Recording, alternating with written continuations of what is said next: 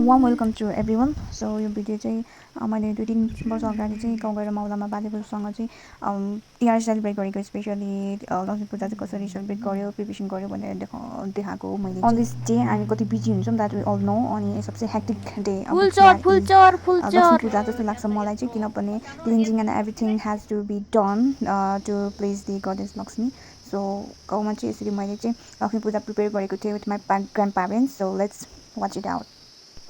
From the beginning मैले चाहिँ यो फुल मात्रै देखाइरहेको छु, बिकज यो फुल चाहिँ त्यो अब कलर्सहरू, लोटाहरू, माला उनीहरूको लागि चाहिँ टिपेर अलरेडी पारेको, अनि यस्तो एट्र्याक्टिभ थियो कि सो मैले चाहिँ भिडियो गर्नतिर लागेँ। दिस इज कल दाम्चा, मेड बाई माई बाजेको क्रिएटिभिटी। यो चाहिँ केराको उसबाट बनाउने फर द क्यान्डल चाहिँ अब हावाले निप्छ नि त, त्यसको लागि क्या।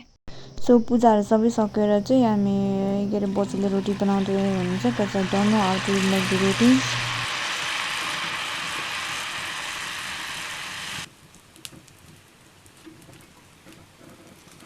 बुढा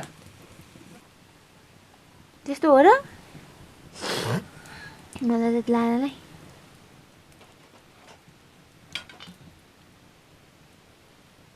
किन हौ टोल्नु भयो? के यो उसमा पिसाउनु।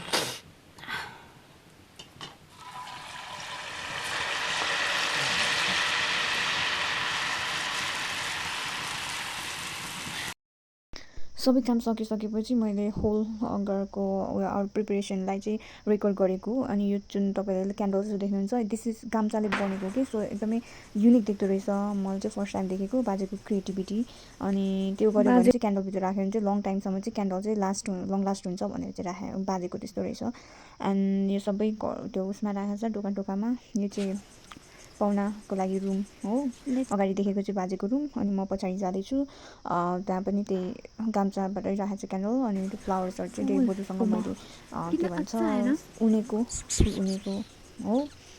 एन्ड म चाहिँ सानोमा मावलामा जन्मेको, सो बाबाको घर मावला अनि उता बोजूको घर पनि छुट्टै छ। त्यो तिनवटा घरमा चाहिँ सबसे मेरो फेभरेट भनेको चाहिँ मेरो मावला नै हो क्या। अनि मावलामा बाजेबोजूसँग टाइम स्पेन्ड गर्न एकदमै मजा लाग्छ मलाई। माथि छ है, त्यो देखाएको चाहिँ सबसे टपमा क्यान्डल बालेको भनेर देखाउनु खोजेको हो। यो भिडियो चाहिँ अलिक डार्क नै भयो, किनभने लाइट छन त छ बट नट द्याट मच, अनि त्यही भएर अलिक डार्क देखाएको छ। यो चाहिँ ढोका भयो, मूल घरको ढोका, क्यान्डल्सहरू। इट्स आवर घुमे चाहिँ घुन्टीमाथि राखेको छ चिसो हुन्छ भनेर।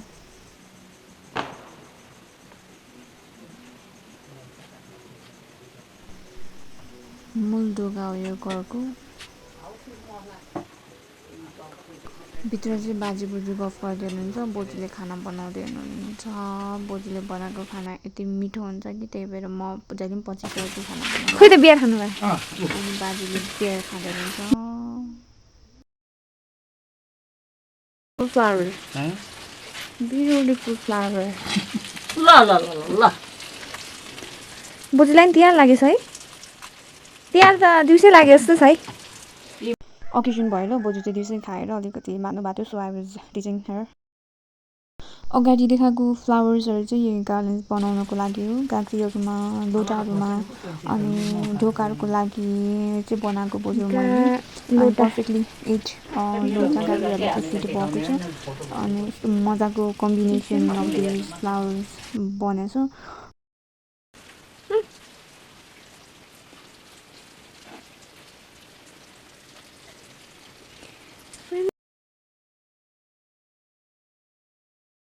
यो कर्नरमा चाहिँ अलिक भरोस्टै नै छोडेको, किनभने त्यो टाइमै पाएन कि सरसफाइ गर्नलाई, प्लस मालाहरू हुनेर डेकोरेट गर्नको लागि। सो जस्ट फ्लावरहरू मात्रै राख्यौँ हामीले।